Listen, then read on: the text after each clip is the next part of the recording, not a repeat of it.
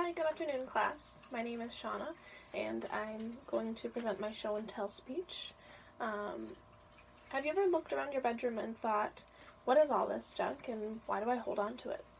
Well, my bedroom looks a lot like that, and I think I hold on to some of these objects because of the emotional connection that I have with them. They remind me of my childhood and my memories and lessons that I learned growing up, and even though it's just an object, it carries a lot of weight in my heart. My object is my photo cube, which I'll first explain.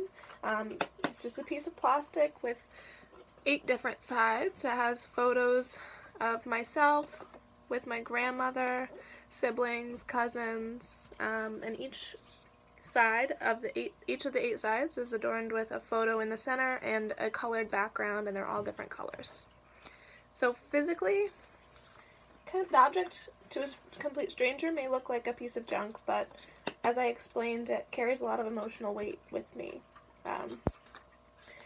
So physically we have just a plastic cube with different colors and different photos.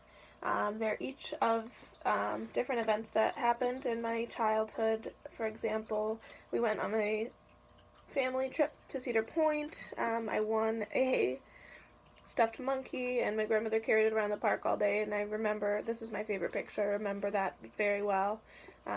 This is our Halloween party that we used to carve pumpkins and bob for apples at, and my uncle used to dress up as Santa at my grandmother and grandfather's house, so that's just another memory. And I think the weight of the cube is really carried in the emotional, not the physical sense. So these pictures remind me of my childhood and the lessons that I learned growing up. So it's important for me to hold on to these objects to remind me of those lessons and keep me on my path, and keep my morals in my view as I grow to be an adult.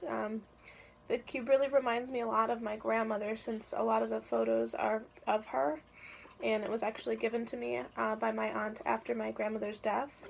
But it also reminds me of my family, my aunts and cousins that I have actually grown quite distant with since my grandmother passed.